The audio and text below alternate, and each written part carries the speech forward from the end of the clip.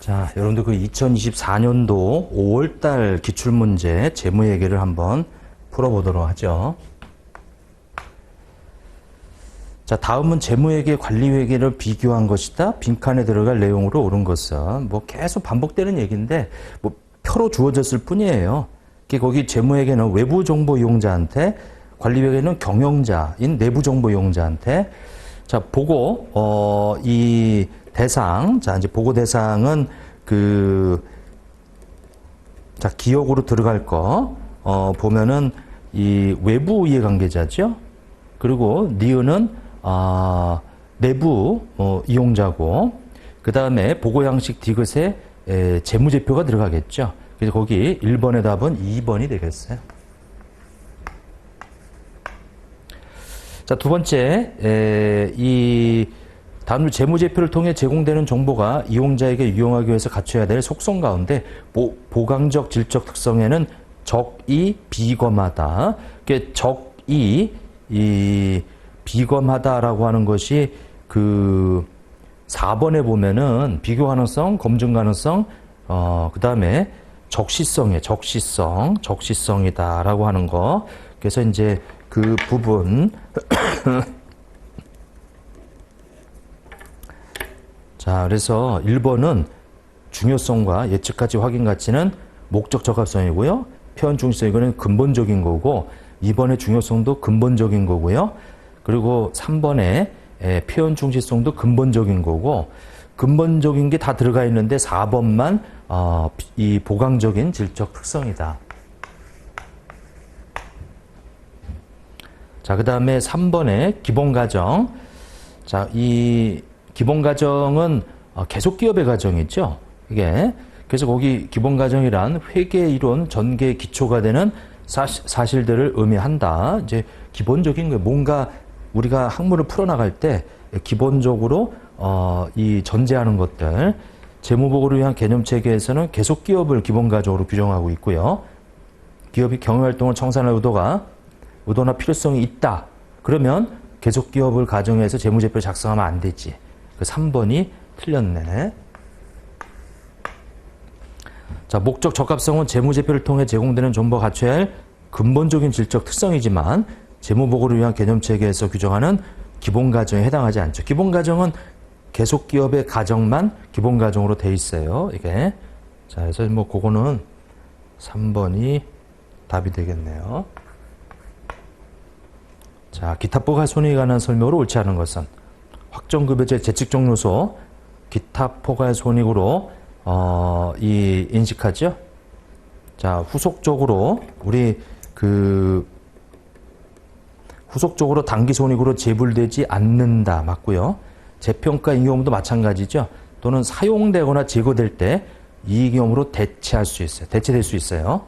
기타포괄 손익은 당기손익으로 재불되지 않는 항목과 당기손익으로 재불되는 항목 각각 구분해서 포괄손익계산서에 표시하죠. 자, 근데 4번 포괄손익계산서에 기타포괄손익을 표시할 때는 기타포괄손익의 이 항목, 기타포괄손익의 항목과 관련된 법인세 효과 반영 전 금액으로 반영 전 금액으로 표시할 수도 있고요. 순액으로 표시할 수도 있어요. 4번이 틀린 거죠. 4번이 틀린 거다. 이렇게 되어 있고요. 자, 그 다음에 5번. 자, 중간 보고 기간의 포괄손익계산서는 중간 기간과 누적 기간을 다 비교하지.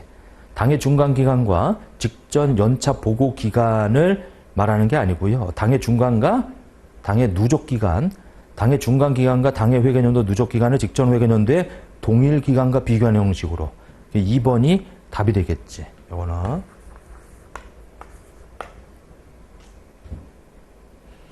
자, 재고자산의 평가에 관한 설명으로 옳지 않은 것은, 자, 재고자산은 취득원가와 순실현 가능가치 중에서 낮은 금액으로, 자, 상품 및 제품은 순실현 가능가치는 예상 판매가에서, 근데 상품 제품이 이미 완성된 거예요. 추가 완성원가를 빼지 않지.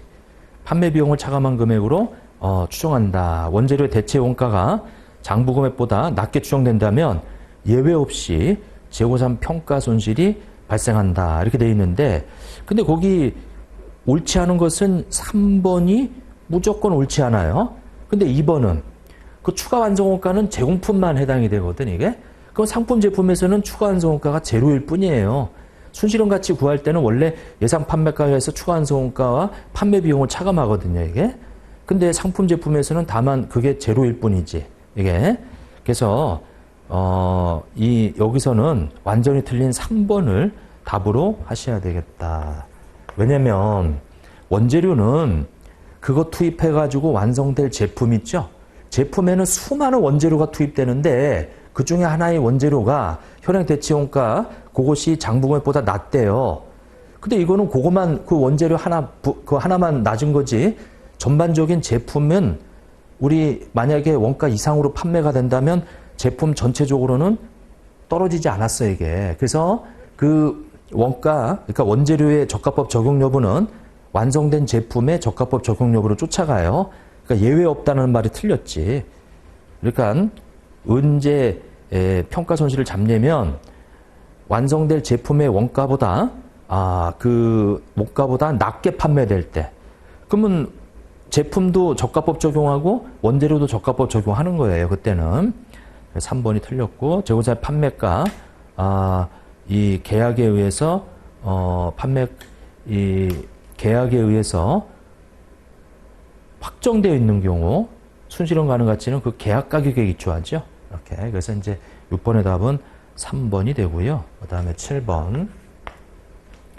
원가 흐름에 대한 가정에 관한 설명으로 옳지 않은 것은. 자, 단위원가 결정만 개별법, 선행선출법, 가중평균법, 후입선출법. 이 7번의 답은 1번이네. 후입선출법 인정 안 하는데. 자, 이번에 용도나 성격 가지고 이제 동일하면 같은 방법. 그 다음에 취득원가 단가가 상승하는 경우에 기말재고시장, 기초재고시장보다 같거나 많은 경우 선행선출법이 기말재고시장이 가장 커요. 그리고 4번에 보면은 이제 똑같은데 당기순이익도 커요. 이게 기말재고자산하고 당기순이익 같은 방향 움직이지. 이게. 자, 그다음에 8번. 자, 재고자산 관련된 자료이다. 이동평균법으로 평가할 경우 3월의 매출총이익은 얼마인가 이렇게 돼 있네요. 자, 이건 이제 이동평균법인데 거기 이 매출을 한번 봐보세요. 25개를 팔았지. 근데 이동평균법이니까 그 3월 15일 날 팔기 전까지 사가져온 20개, 그 다음에 100이다라고 하게 되면 2,000원이 되겠죠. 이렇게. 그 다음에 이제 3월 8일 날 30개. 그거는 3,300원. 이렇게.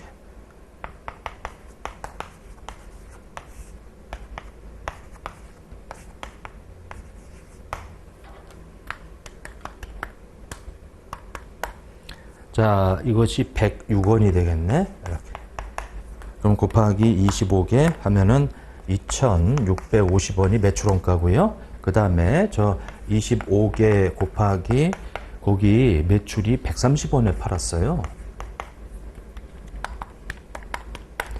3,250원이다. 자, 마이너스 2,650을 빼게 되면은 600원의 매출 총이익이 계산이 되겠네요. 그래서 8번의 답은 이 1번이 되겠네요.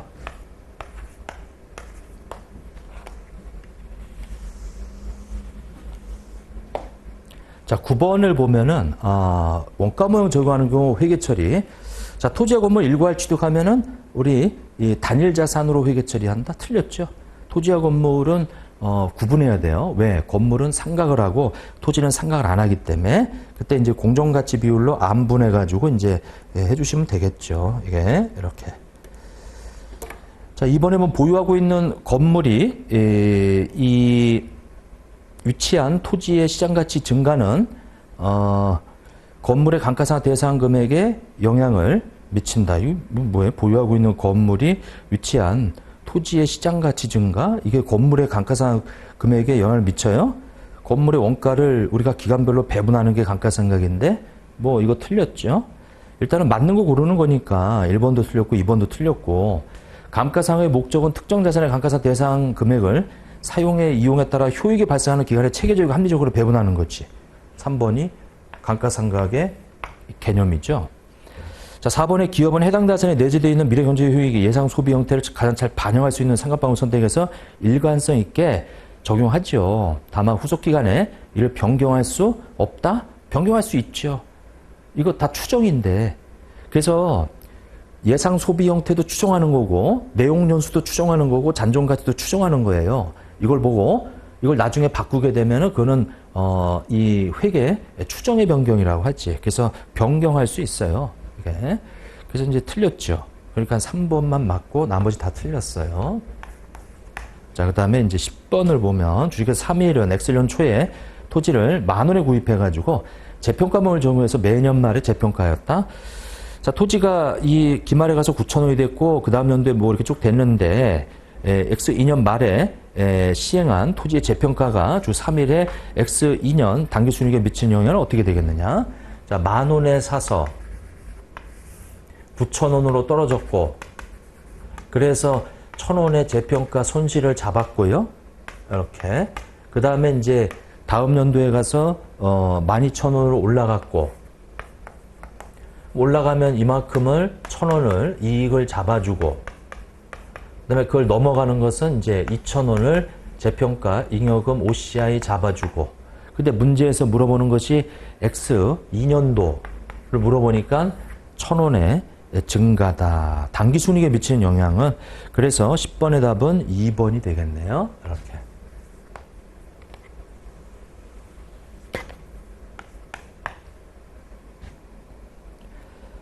자, 11번에 뭐 주기가 3일은 임직원 연수동의 건설에 착공해서 회사가 엑셀연도 동 연수동 신축과 관련해서 지출한 금액과 차입금 현황은 다음과 같대요. 완공까지는 약 3년이 소요될 예정이다. 이렇게 돼 있고.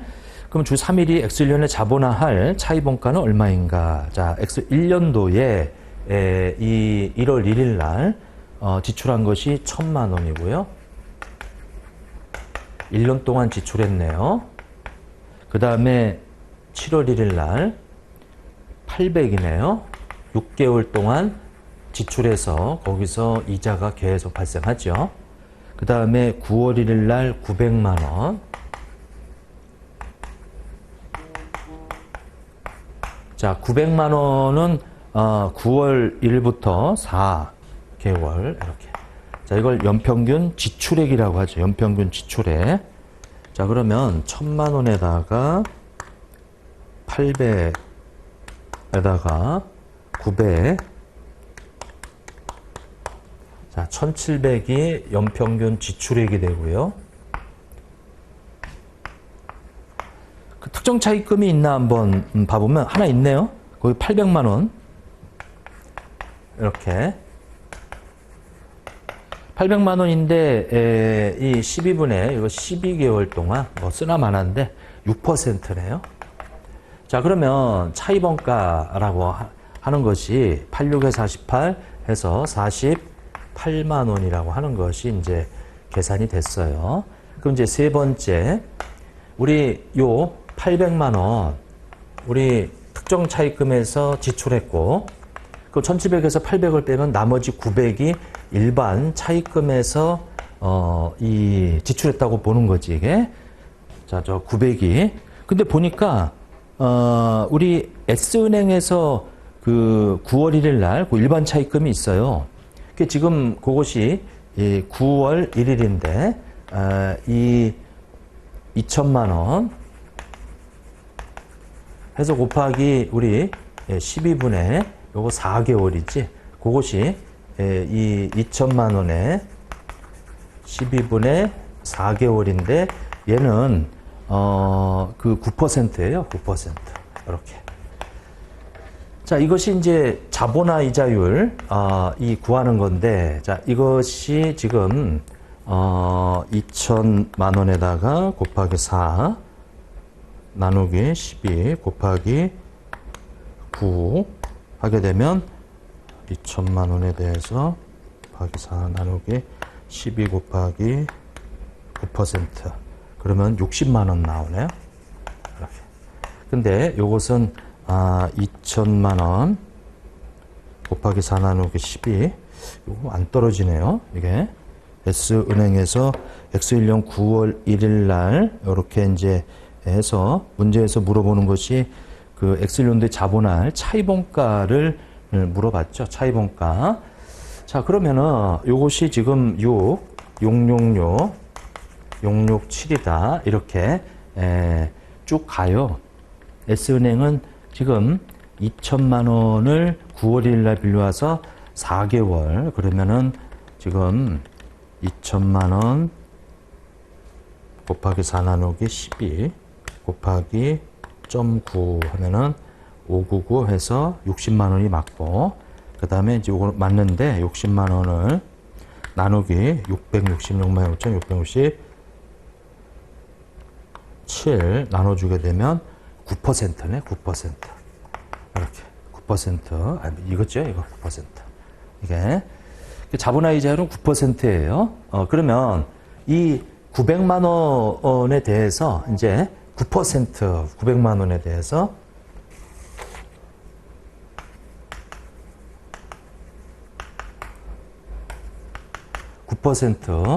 그러면 얼마가 나오냐면 900만 원 곱하기 9% 했더니 81만 원 나왔어요. 근데 문제는 이제 한도가 실제 이 발생 원가를 한도로 하다 보니까 60만 원만 들어가는 거예요, 이게. 그래서 여기 48만 원하고 여기 60만 원 이렇게 두 가지 더하게 되면 차입원가 총 합계 금액은 108만 원이 되겠죠. 그러니까 지금 여기서 이거 뺀 900이 일반 차입금에서 지출했다고 보는데, 아니 여기 일반 차입금은 원래 요거밖에 없는데, 그러니까 당연히 요것에서 발생한 이자 비용 요것이 한도로 해서 차입원가 자본화해야지. 이렇게 지금 따져보면 이제 이렇단 얘기예요. 1,700이 총 지출됐는데 특정 차입금에서 이제 800이 이렇게 지출이 됐고요. 그 다음에 일반 차입금은 해봐야 600, 666, 667만 있어요. 나머지는 나머지는 자기 자본이에요. 이게 1,700만 원 마이너스 800 마이너스 66666 67 하게 되면 요 2333 333원 이건 이제 자기 자본으로, 왜냐하면 돈 빌려와서 꼭 지출한 건 아니고 자기 자본도 나간단 말이에요. 이게. 그 대신 특정 차입금을 먼저 우선적으로 먼저 계산해주고 그 다음에 일반 차입금, 그 다음에 나머지가 자기 자본이 되는 거예요. 이게. 이렇게. 그래서 이제 일단은 두 개 더한 108만 원이라고 하는 11번의 답은 1번이 되겠죠. 이게. 요거는 순서만 좀 잘 지켜주면 돼요. 예. 자, 12번. 자, 무형자산의 상각에 관한 설명으로 옳지 않은 것은, 내용론수가 유한한 무형자산은 내용수가 동안 상각하지만 내용수 비한정인 걸 상각 안 하죠. 자, 무형 잔존 가치는 처분으로 회수 가능한 금액을 근거로 해서 추정하고 적어도 매 회계년도 말에 검토하죠. 이게. 자, 무형자 상각을 회계 처리하는 방법은 직접법과 간접법이 있으며 상각 방법을 변경하는 경우는 회계 추정의 변경을, 직접법과 간접법이에요? 무형 상각을 회계 처리하는 방법은, 직접법이 뭐죠? 직접법이 감가상각 누계액이라는 개정을 쓰지 않고 무형자산을 직접 빼는 거예요. 그리고 간접법은 감가상 누계라는 개정을 써서 차감하는 거예요. 무형자산은 이게 가능하지. 눈에 안 보이니까. 근데 유형자산은 간접법만 가능하죠. 즉 감가상각 누계라는 개정을 써줘야 돼, 이게. 이렇게. 근데 4번에 보면 내용수가 비한정인 무형자산에서 내용수가 무한하다. 내용론수가 무한하다는 뜻을 의미하는 게 아니고요. 내용론수를 정할 수 없다는 뜻이지. 12번의 답은 4번이 틀렸어요. 이렇게.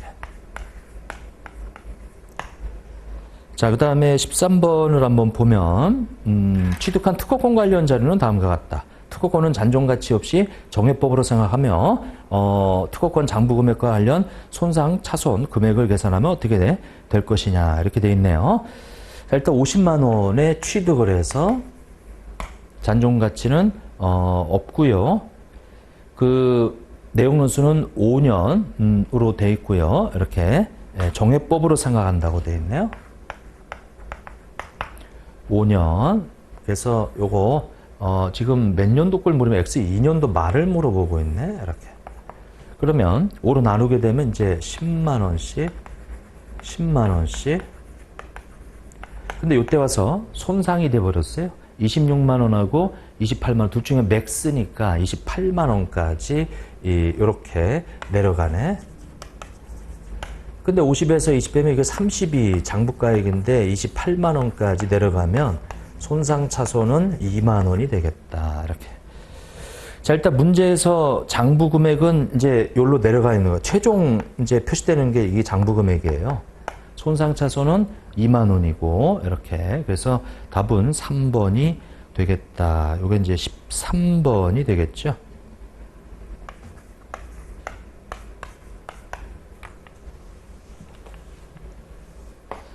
자, 그 다음에 14번을 보면 임대 수익 또는 시세 차익 등을 목적으로 이걸 보고 투자부동산이라고 하지. 그러니까 한 동씩 건물 각각 한 동씩 40억 원을 매입하였다 이렇게 돼 있네요. 두 건물의 취득 당시 내용연수 20년 잔존가치 없으며 건물의 공정가치는 36억 원 똑같대요. 이게 주식 서울과 주식 부산의 유형자산 및 투자부동산의 평가 방법은 다음과 같다 이렇게 나와 있고. 자, 그 주식회사 서울은 원가 모형 적용하고요. 감가상각법은 정해법이고 주식회사 부산은 투자부동산으로 분류되면 공정가치 모형 적용하고요. 근데 임대 수익이나 시세 차익 목적일 때는 투자부동산이에요. 그러니까 주식회사 서울도 투자부동산 원가 모형이고 주식회사 부산은 공정가치 모형이고. 자, 다음 중 상기 건물의 취득과 보유 X1년 주식 서울의 주식회사 부산의 법인세 비용 차감 전 순이익에 미치는 영향에 대한 그것은 얼마냐? 이게 X 1년도인데, 자, 일단, 처음에 다 40억에 샀어요.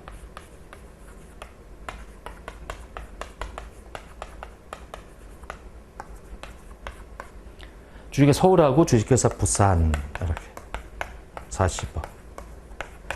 그러면 투자 부동산으로 분류가 되어 있죠. 왜냐면 임대 수익, 시세 차익 목적으로 다 각각 40억에 샀으니까. 그 주식회사 서울은 원가 모형을 적용하는 거고, 여기 주식회사 부산은 공정가치 모형 적용하는 거고, 이렇게. 그래서 원가 모형 적용하면 감가상각을 해요. 그 지금 기말의 공정가치는 관심 없고요. 내용연수 20년이 관심 있지? 20년. 이렇게. 자, 40억 원이라고 하는 것에 대해서 20으로 나눠주게 되면 2억 원이라고 하는 것이 이제 이 40억 2억 원이라고 하는 거 요게 이 비용으로. 근데 주식회사 부산은 감가상각을 안 하고요. 40억 원하고 36억 차이 요 차이가 4억 원이에요. 자, 그래서 주식회사 서울이 주식회사 부산보다 법인세 비용 차감 전 순이익이 2억 원이, 요 차이가 지금 2억 원이 더 많이 계상된다. 주식회사 서울이. 왜냐면 비용이 적잖아, 이게. 또 여기까지 풀어놓고 거기 이 1, 2, 3, 4를 선택하는 걸 틀리면 안 돼요. 비용이 적게 잡혀 있으니까 얘가 더 많아. 이렇게 2억이 더 많이 계상된다. 그러면 14번의 답은 1번이 되겠다. 이렇게. 15번. 상각과 원가 측정 A씨죠? 원칙적으로 지분상품은 상각과 원가 측정 금융자산으로 분류될 수 없죠. 지분상품은. 자, 상각과 원가 측정 금융자산은 유효제법으로 적용해서 상각과 원가로 평가한다. 맞죠? 자, 원칙적으로 모든 채무상품은 상각과 원가 측정 금융자산으로 원칙적으로 분류하는 게 아니고 이렇게 분류될 수는 있죠. 그 15번의 답은 3번이 되겠네요. 채무상품은 FV, PL, FV, OCI, AC 다 들어가요. 다 돼. 그러니까 원칙적으로 A씨가 아니에요. 상각권과 측정금융자산 취득 시 지출된 거래원가는 취득원가에 우선 가산한 후 유효자법에 의해서 이자 수익에 가감하죠. 그러니까 유효자법 적용하는 거예요. 자, 그 다음에 16번 이렇게 돼 있는데, 자, 주식회사 서울은 X1년 초에 주식회사 용산의 주식 1000주를 기타 포괄손의 FBOCI로 분류하고 있다. 이렇게 돼 있고, 그 다음에 X1년과 X2년 말에 평가손익을 각각 얼마인가 이렇게 돼 있네요. 자, 이 1000주니까 거기 5,000원 곱하면 500이에요. 500인데 기말에 가서 650이 됐어요. 그러면 이제 차이 나는 150이라고 하는 것이 OCI 처리하죠. FBOCI니까. 자, 그 다음에 X년도에 가서 490이 됐어요. 그럼 먼저 이 평가 이익으로 되어 있던 150이 먼저 감소하고, 그 다음에 이 차이 나는 10만 원의 평가 손실이 잡히는 거죠. 이렇게. 자, 그래서 그 기타 포괄손익 누계액이라고 하는 것은 잔액이에요. 그 잔액이 지금 150이 있고, 그 다음 연도에는 이제, 그러니까 X, 이것이 이 1년도에는 150이 잔액으로 되어 있고요. X 2년도에 가서는 요거 없어지고 10만 원이 잔액으로 남아 있겠지. 이렇게. 그러니까 이익이 150과 손실이 10만 원으로 돼 있어요. 요게. 자, 그래서 16번의 답은 2번이 되겠다. 16번의 답은 2번. 요렇게.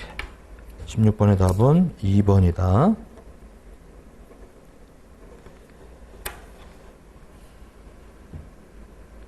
자, 이제 그렇게 좀 봐주시고요. 자, 그 다음에 17번으로 넘어가죠. 금융부채에 해당하는 거, 재고자를 외상으로 판매하면서 발생한 채권. 이것은 매출 채권은 금융자산이죠. 보유하고 있는 다른 기업의 지분상품은 이거 금융자산의 정의에 들어가는 거고, 100억 원의 가치 확정 금액이네요. 해당하는 자기 지분 상품을 인도할 이 수량은 변동돼 있죠. 그럼 이거는 금융부채지. 이게 법인세와 관련된 부채. 이거는 금융부채 아니죠. 그래서 3번이 답이다. 그래서 금융부채는 자기 지분 상품으로 결제될 때는 변동하는 거. 그게 확정으로 되어 있는 건 지분 상품이고 그 외 거는 금융부채예요. 그래서 100억 원의 확정 금액에 해당하는 우리 이 미확정 수량이 확정되어 있지 않잖아요, 이게. 그러면 이건 금융부채예요.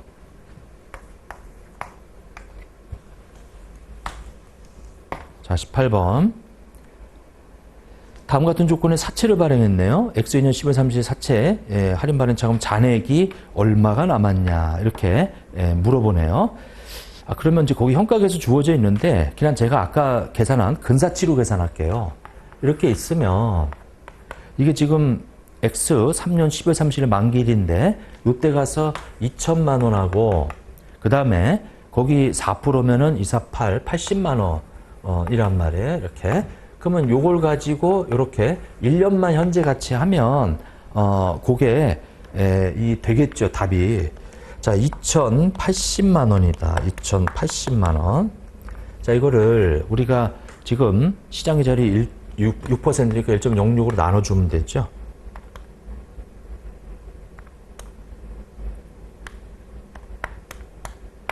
자, 그러면 여기 금액이 1,962만 2,642원이 돼요.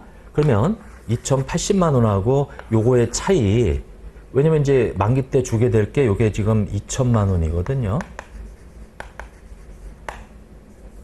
2천만 원.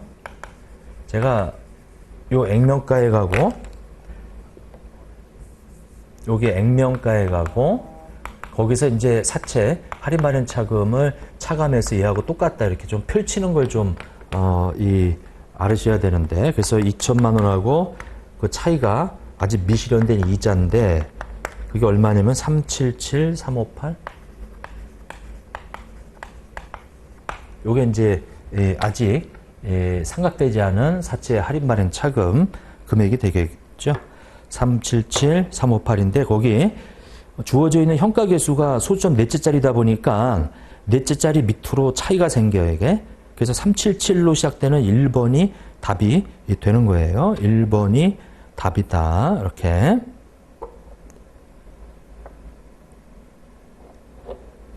자, 이것은 이제 18번인데 18번의 답은 1번.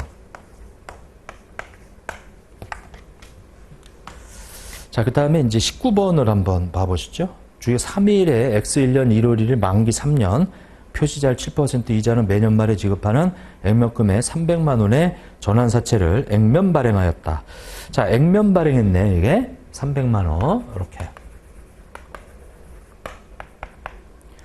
자, 그러면 거기 들어가 있는 부채, 즉 만기일의 액면 금액의 10% 이 상환할증금을 준대요. 그럼 일반사채 시장이자율이 12%고요.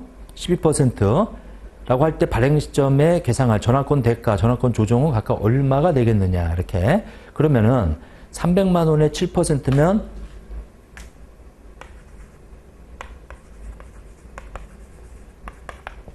37에 21, 21만 원이에요.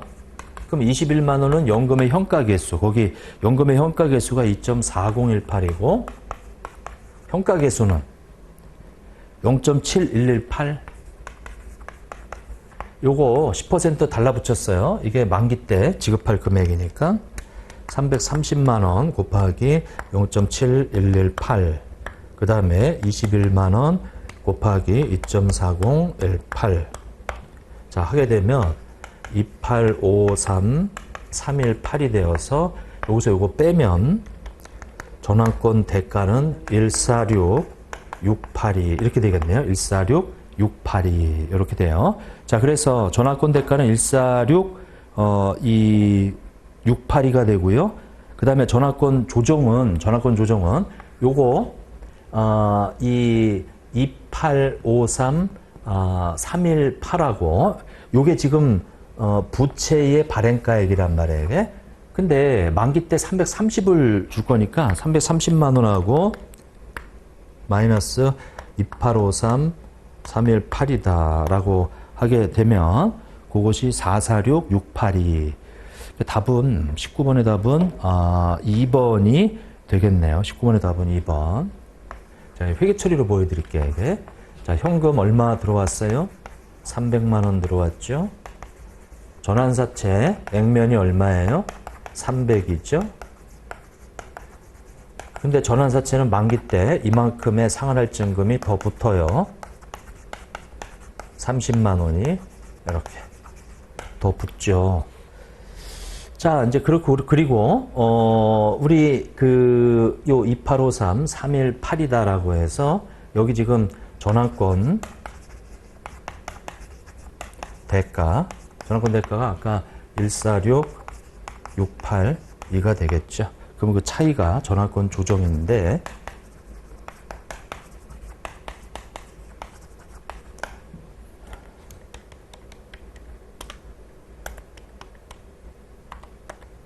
마이너스 300만 원 44668이가 되겠더라. 이렇게 19번의 답은 2번이 되겠어요. 이렇게.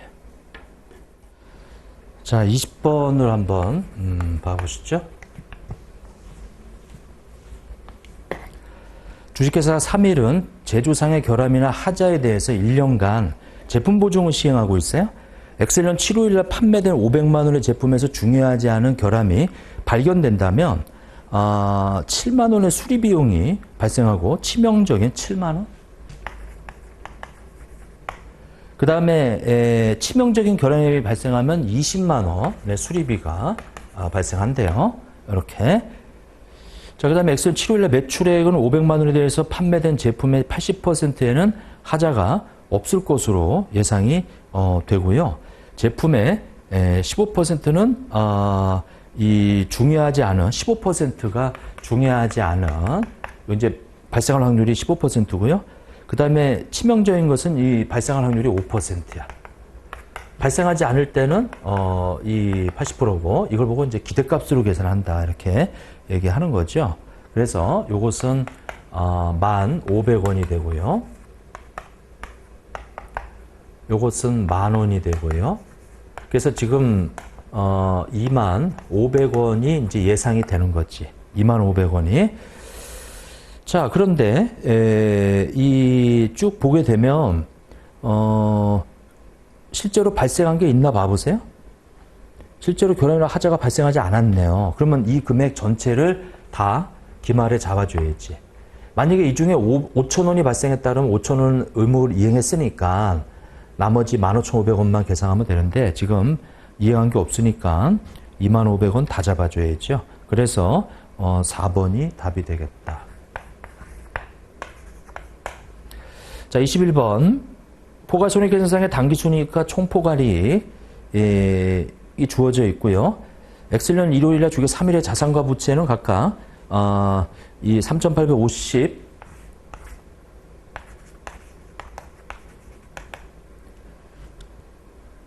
그 다음에 이제 1,350 자, 그러면 3,850 마이너스 1,350 그러면 2,500이다. 1월 1일 날 그렇게 돼 있고요. 자, 그 다음에 이 재무상태표 자본 총계로 보고할 금액은 얼마가 되겠느냐. 그러니까 출발이 2,500에서 출발을 해서 5월 18일 날 정기주총회 결의 통해서 주식 배당으로 이 보통주 100주 이렇게 발행을 했어요. 그러면 주식 배당으로 주식이 발행이 되면 자본에는 변동이 없어요. 5월 18일자는 자본의 변동이 없다. 이건 이제 5월 18일자예요. 이거 좀 주식 배당. 그 다음에 8월 14일자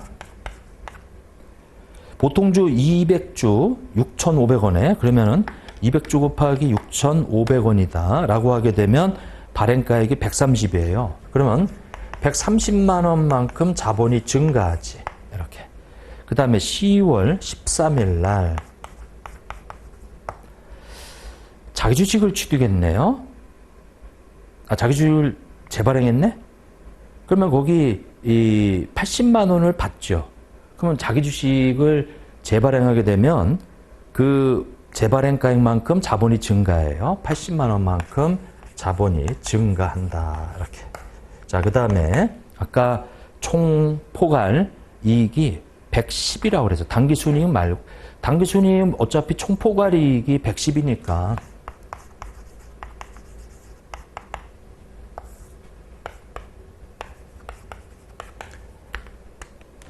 자, 2,500 플러스 130만 원 플러스 80만 원 플러스 110만 원이다. 2,800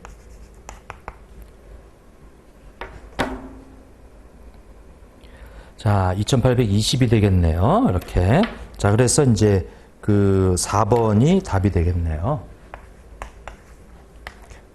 기초자본에다가 기중에 변동한 거, 그거 반영하는 거. 22번. 자, 다음은 주 3일의 재무상태표이며, 누적된 결손금을 해소하고자. 그 결손금이 지금 마이너스 2,000원 되어 있어요. 무상감자를 고려하고 있대요. 다음 주 회사가 감자를 실시하는 경우에 관한 설명으로 옳은 것은 거기 자본금이 4천 있잖아요. 이게. 그러면 그 자본금을 이 무상감자 여기 이 미처리 결손금 그러니까 거기 마이너스로 되어 있는 거 싫어한단 말이에요. 그거 없애는 거지 이게. 그 결손금 2천만 원 없애는 거다. 그 무상감자를 하면 자본금이 없어지고 미처리 결손금이 없어져서 전체 자본에는 변동이 없어요. 변동이 없다.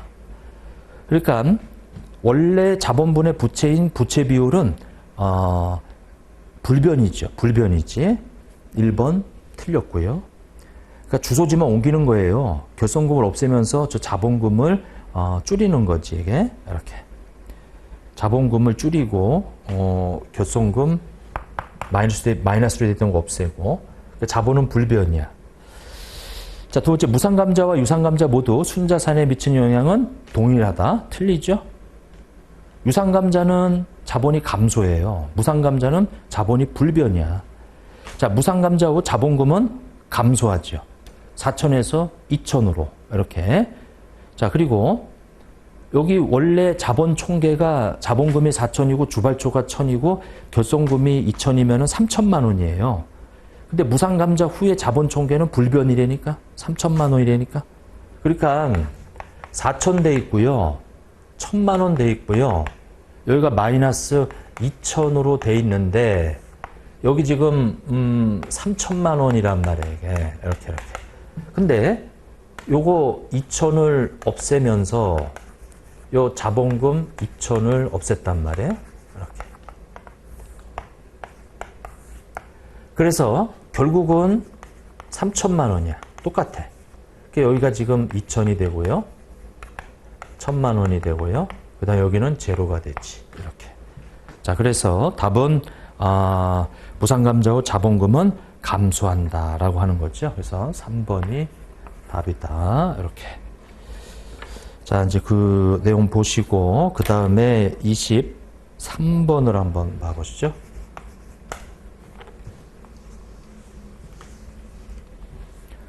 자, 주 3일은 X1년 1월 초에 주식회사 부산의 상품을 할부 판매하고 할부금을 매년 말 200만 원씩 3년간 회수하기로 하였다. 주 3일에 작성한 현재 가치는 자금 상각표가 다음과 같을 때 매년 값이 감소하는 항목으로 오른 것은 이렇게 나와 있네요.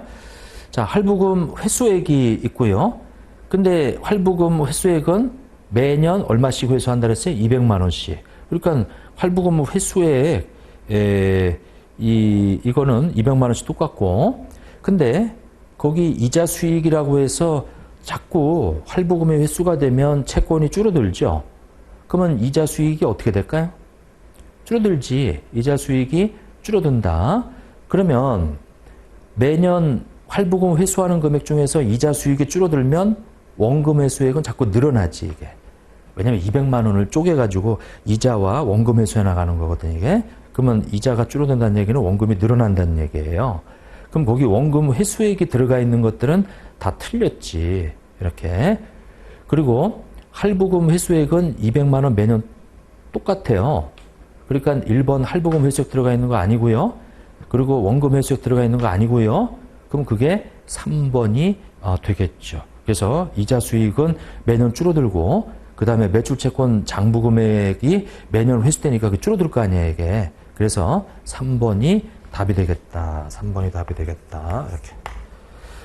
자, 할부금 회수액은 매년 똑같아. 200만 원, 200만 원, 200만 원. 3번 회수하니까. 이렇게. 그래서 할부금 회수액은 들어가면 안 되고요. 그리고 매출채권 원금 회수액은 매년 할부금 회수액이 이자와 원금으로 돼 있어요, 이게. 근데 이자가 줄면 원금 회수액은 늘어나지, 이게. 그래서 원금 회수액이 들어가면 안 돼요. 자, 그 다음에 24번.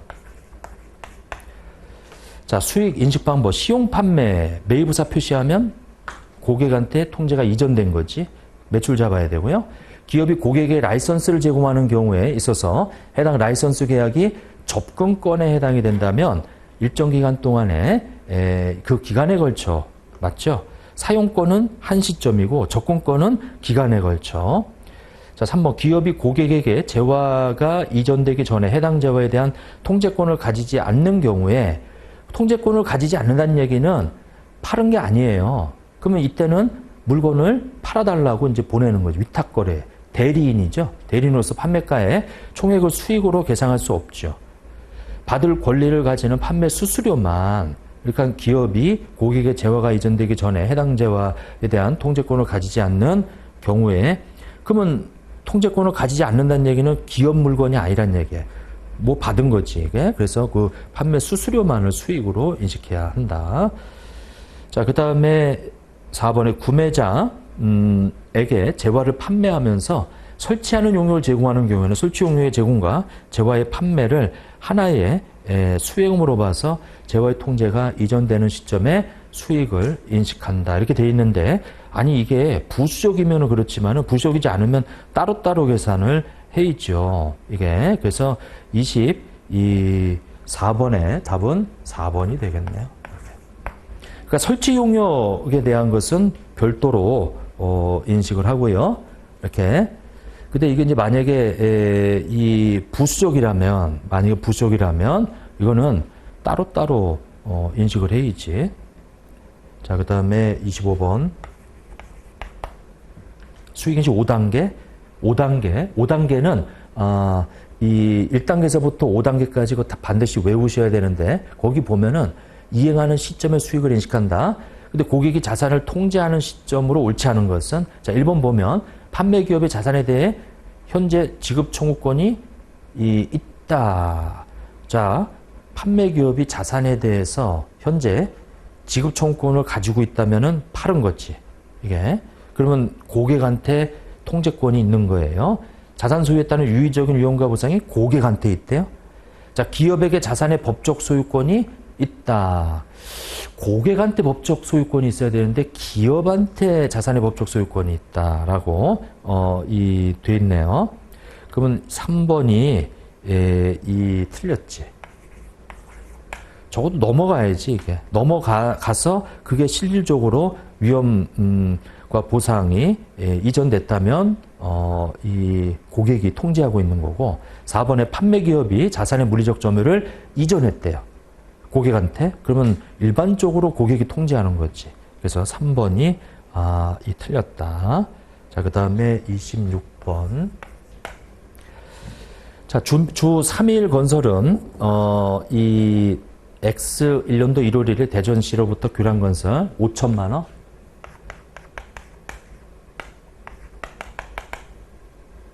수주하였다. 공사기간은 3년이고요. 추정총 계약원가는 4천만 원이고요. 4천만 원. 자, 보면은 누적 발생 계약원가가 기초해서 공사 진행률을 하고 있는데 X1년, X2년에 계약 수익이 다음과 같을 때 공사 진행률을 계산해라. 그러면 이 5천만 원에 대해서 이 진행률을 적용하게 되면 요거는 이익이니까 이익에 대해서 적용하면은 그게 이번 연도 인식하게 될 계약 이익이 돼요. 근데 이 수익에 대해서만 진행률을 적용하면 그게 계약 수익이 되겠지. 그 지금 30%라는 얘기예요. 근데 30%인데 4천만 원은 변동하지 않는데. 그 30%면 이게 1200이 당기에 발생한 원가란 얘기지. 자, 그 다음에 X2년도로 갈게요. 5천만 원이에요. 4천만 원이에요. 아, 이거 4천인데 지금 봤더니 거기 계약 수익이 1,000만 원이네. 그러면 지금 원가는 굳이 집어넣을 필요가 없겠네. 왜냐면 이제 수익에 대해서만 지금 자료가 주어져 있으니까. 자, 이렇게 해서 3천을 수익을 잡았어. 그러면 빼기 3천을 뺐더니 지금 얼마냐면은 1,000만 원이 계산이 된 거죠. 이번 연도 거. 그러니까 수익에 대해서만 지금 이렇게 누적 기준으로 해서 계산한 거예요. 그러면 더하면은 여기가 4천만 원이 나와야 돼. 그러면 5천만 원에서 4천만 원 나오려면 여기가 80%가 돼야 돼요. 이렇게. 여기 누적이 3,200이 돼야 된다. 58에 40에서 3천을 빼면. 그래서 답은 80%가 되겠죠. 자, 이 26번에, 26번에, 자, 지금 답이, 지금 총 공사 계약액이 5천만 원에 수주하였고, 공사 기간은 3년이고요. 추정 총 계약 원가가 4천만 원인데 이거는 변동이 없대요. 그러니까 매년 다 똑같아. 4천만 원, 4천만 원. 그 X1년도에 1,500이 잡히려면 여기가 1,500이죠. 이거 잘못됐네. 여기 이 30%가 되어서 5, 35, 1,500 이렇게 계약 수익이니까 여기 1,500인데 잘못 썼네요. 이렇게 1,500, 1,500이다. 그러면은 여기 1,000만 원이고, 요즘 앞에 여기 3천만 원을 좀 잘못 봐서. 그래서 이것이 더하게 되면 여기 2,500이 나와야 돼요. 2,500. 2,500이면은 이거 50%네. 이거 답이 틀렸네요. 이게 50%. 그러면 이제 2천만 원이 되겠죠. 근데 문제에서 물어보는 게 지금 요 X년도의 진행률을 물어봤으니까 50%에 해당이 되는 2번이 답이죠. 자, 그 다음에 27번으로 넘어가 보세요. 자, 다음 중 확정급여제도, 확정급여 채무, 장부금액의 현재가치 증감 항목으로 옳지 않은 것은 단기근무원가 있고요. 확정급여 채무에 이자원가 들어가 있고요. 사회적립자산은 확정급여 채무에서 차감하는 항목이죠. 4번이 답이다. 28번 주식회 3일에 X1년 1월 1일 기술 책임자인 홍길동 이사에게 다음과 같은 조건에 현금 결제용 주가차익 보상권 300개를 부여해줬어요. 자, 단기 보상 비용은 얼마냐? X2년도에. 자, X1년도 우리 이사한테 300개를 부여해줬네요. 300개 곱하기 우리 이 X1년도에 추정한 주가차익 보상의 공정가치가 25,000원이에요. 25,000원. 자, 근데 이것은 거기 이 조건이 3년간 근무하는 거예요. 근데 지금 1년이 지나갔지. 이렇게. 그러면 이것도 진행 기준인데 똑같아요. 300개 곱하기 25,000원 나누기 우리가 1년 일했으니까 이제 3으로 나눠주게 되면 250이 되고요. X2년도에 300개인데 현금 결제형은 지금 이 주가차익 보상권의 공정가치가 여기 떨어졌어. 그럼 얘는 현금 결제형은 재측정한단 말이에요. 근데 이것은 2년 일했지. 근데 저번 연도에 250을 잡아놨어요. 300개 곱하기 이제 2만원 곱하기 2 나누기 3 빼기 250만원 하게 되면은 150만원이 28번의 답은 150이 되겠네요. 그래서 3번이 답이다. 이렇게. 현금 결제형은 재측정한다. 주가차익 보상권의 공정가치 재측정해요. 왜냐하면 현금으로 주는 부채이기 때문에. 부채는 기말마다 평가를 해요. 이게. 자, 그 다음에 29번. 이 일시적 차이. 이건 이제 나왔던 건데, 이게 지금 항목으로 옳지 않은 거. 이거 옳지 않은 것이네요. 외부로 돈 나가는 거. 거기 기부금 한도 초과액이 기타 사유출이 있죠. 29번의 답은 2번이 되겠다. FEPL, 회사 내부에서 평가 손익 잡아주고요. 정기적금 미수이자, 미수이자, 돈 들어온 게 아니에요. 미수이자. 감가상각비도 이 회사 내부에서 이제 하는 거고, 정기적금 미수이자는 발생주에 따라 그냥 잡은 거고요. 그래서 이것이 유보 마이너스 유보를 발생시키는 것들이죠. 그 일시적 차이예요. 자, 30번. X년의 이연물 자산 부채의 내역인데, 주에 3일이 X년도의 인식과 법인세 비용을 계산하면 어떻게 되겠느냐? 벌써 부담할 법인세액이 20만원으로 주어져 있네. 그것이 바로 단기법인세 부채죠. 단기법인세 부채 이씨 주어져 있죠. 자, X년도에 이연물세 자산이 20이고 X년도에 5만원이면은 이연물 자산이 15만원 감소했어요. 자산의 감소 대변. 부채가 5만원에서 부채가 이 5만원에서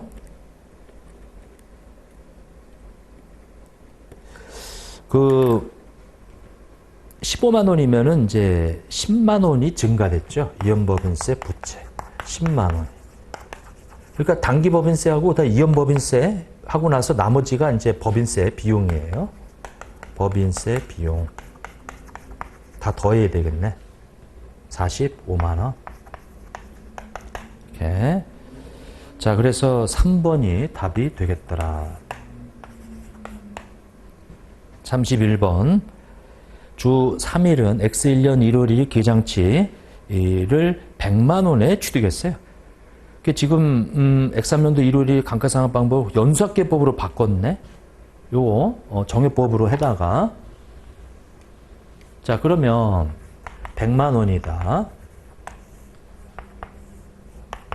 지금 몇 년이냐면 5년이에요. 20만 원씩 이렇게 감가상각을 하죠. 그럼 나머지 잔액이 이제 60만 원인데 이때부터 전진 적용해서 연수학계법을 적용한다. 그럼 남은 연수가 지금 몇 년이냐면은 3년이에요. 그러면 곱하기 1 플러스 2 플러스 3분의 3이다. 이렇게. 그러면 30만 원의 감가상각비가 계산이 되겠죠. 연수학계법이다. 자, 이 변경이 정액법을 적용할 경우에 비해서 X3년도 재무제표에 미치는 영향. 자, 정액법으로 했으면은 20이에요. 20. 근데 연수학계법으로 하면은 30이 되는 거지. 그럼 거기 1번에 투자활동 현금은 변동이 없죠. 왜냐하면 감가상각비는 현금이 유출되는 비용이 아니거든 이게. 예? 부채 비율은 증가한다. 자, 부채 비율이 뭐예요? 자본분의 부채. 근데 여기 지금 뭐라고 되냐면 정액법을 적용할 경우에 비해서 연수학회법이 부채 비율이 증가한다. 왜? 감가상각비가 많이 잡히면은 이익여금이 줄어들죠. 그러면 자본이 준단 말이에요, 이게. 그러면 이 부채 비율이 증가하지. 당기순이 감소하죠. 감가상각비가 10만 원만큼 더 잡히니까 이렇게. 근데 4번에 유용자의 장부 금액은 감소하지. 정액법보다 10만 원만큼 더 감소하죠, 이게. 그래서 31번의 답은 4번이 틀렸다. 4번이. 31번 같은 문제를 여러분들이 싫어해. 뭐 바꿨는데 어떻게 되면 이렇게 복잡하니까 이게 차근차근히 생각을 해보세요. 이거는 32번 가중평 유토보통 주기수로 계산해라. 1월 1일 날 6만 주예요. 그 다음에 5월 1일 날 유상증자 공정가치로 시가로 했죠. 2만 7천 주 이렇게. 그 다음에 5월 1일 날 자기 주식을 구입했지. 5월 1일이에요? 똑같아? 자기 주식 구입을 해서 18,000주. 이렇게. 이게 지금 쭉 돼 있고. 그 다음에 그렇게 해서 나온 게 그렇게 69,000주예요. 12분의 12, 12분의 8. 자, 6만 주. 그 다음에 2만 7천 주 곱하기 8 나누기 12. 자, 그 다음에 이제 18,000주인데, 요것이 12분의 8.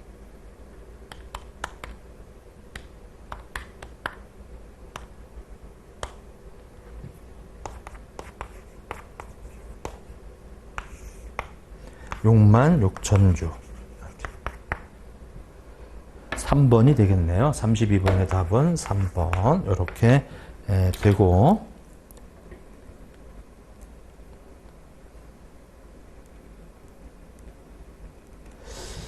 자, 그 다음에 넘어가서 33번으로 한번 가보시죠.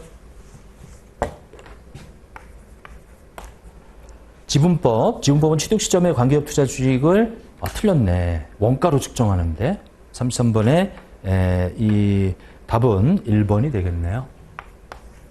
원가로 측정하는 거죠. 2번에 영업권은 별도로 표시하지 않고 관계업 투자 주식의 금액이 들어있어요. 그 다음에 이제 이 투자회사의 지분법 이익으로 당기순이익은 지분율 곱해서 자, 투자자와 관계기업 사이의 내부 거래에 발생한 당기순이익에 대해서 투자자는 그 관계기업에 대한 투자 지분과 무관한 이 손익까지만 투자자의 재무제표에 인식하죠. 그리고 관련돼 있는 것은 제거시켜야 돼. 지분율만큼은 제거시키고 무관한 손익은 인식하고. 그래서 맞고요. 1번이 틀렸다. 공정가치로 측정하는 게 아니고 원가로 측정하는 거예요. 34번에 자, 50만 원에 취득했지. 50만 원에 취득했다. 몇 %예요? 30%. 이렇게 유의적인 영향을 행사하게 됐어요. 주식 취득 1년제 주식회사 한양의 순자산 장부 금액은 200이에요.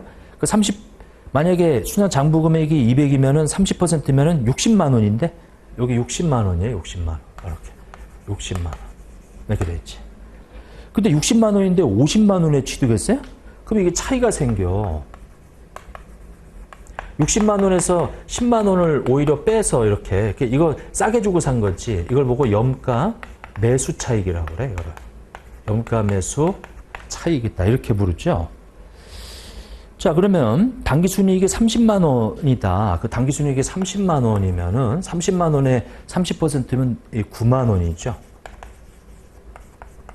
이렇게 9만 원. 그러면 이게 지금 재무제표에 저 30%인 60만 원 잡은 거고요.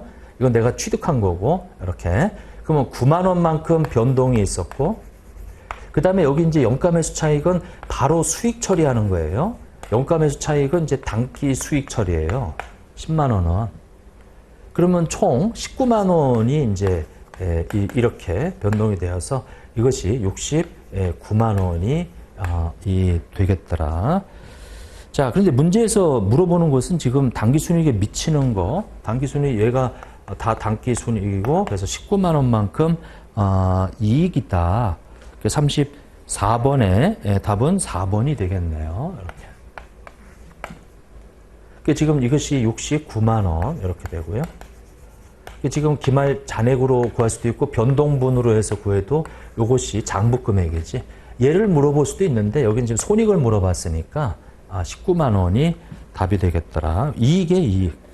34번의 답은 4번이 되고요. 그 다음에 35번.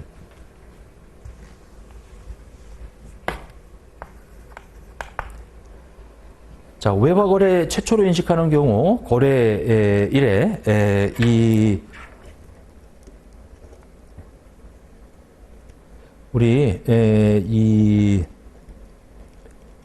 거래일에 외화와 기능통화 사이 현금 현물 환율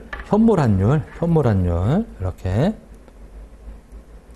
현물 환율을 외화 금액에 적용하여 기능통화로 기록을 한다. 다음에 외화자산 부채 중 보고기간 말에 마감 환율을 적용해서 환산해야 하는 거. 마감 환율 화폐성 항목으로 채권이죠. 채무죠. 2, 3, 4는 채권 채무잖아요. 이게 선급금은 아니란 말이에요. 35번의 답은 1번이 되겠죠. 36번. 자, 상품을 2,000달러 외상으로 매출하고 대금은 9개월 후에 달러를 지급받기로 했어요. 그러면 9개월 있다가 달러로 받기로 돼 있는데 그때 환율이 어떻게 될지 알아야 몰라요. 모르니까 환위험에 노출되어 있는 거예요, 이게. 그러니까 매출채권 2,000달러를 환율 변동 위험에 노출되게 돼요. 이거를 위험 회피 회계, 회피하기 위한 방안을 위해서 9개월 있다가 2,000달러가 들어오면은 2,000달러를 팔아버리는 이 선도 계약을 체결한다. 그래서 거기 1번에 달러를 매입하는 선도 계약을 체결한다. 틀렸죠.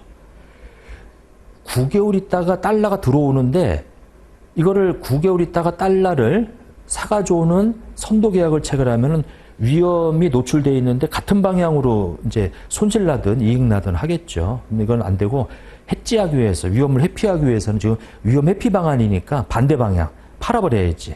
그러니까 달러를 기초자산으로 하는 우리 풋옵션을 매입한다. 풋옵션이 뭐예요? 팔 수 있는 권리, 팔 수 있는 일정한 가격으로. 그러니까 36번의 답은 거기 2번이 되겠다 이거죠. 이거 조금 어려울 수 있겠네. 이거 풋옵션 팔 수 있는 권리, 즉 정해진 가격으로 팔 거다. 그래서 그 2번이 답이 되겠어요. 자, 그 다음에 36번에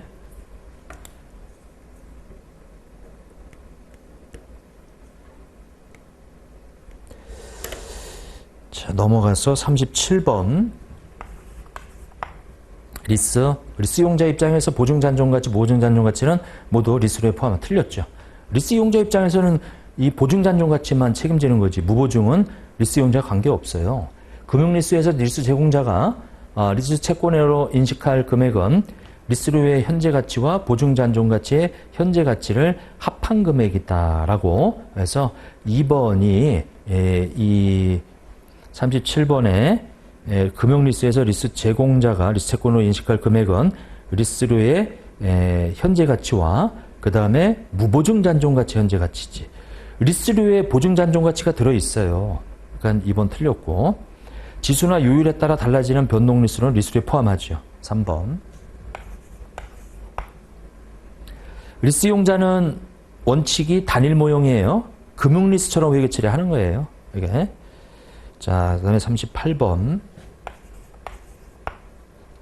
현구름표, 직접법, 간접법이 있는데 작성 방법. 간접법은 현구름을 개별 항목별로 파악하는 게 아니죠. 직접법이 개별 항목으로 파악하는 거지.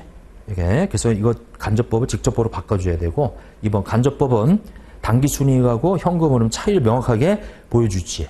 이게. 그래서 그 38번의 답은 2번이 되겠네. 간접법은 그러니까 단기 순이익과 영업활동이나 현금 흐름 차이가 뭐가 나는지 그걸 보여주는 거지.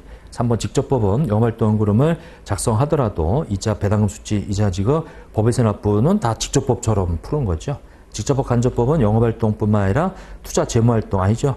투자 재무활동은 다 직접법이에요. 간접법은 영업활동에서 창출되는 현금만 그렇게 계산하는 거지.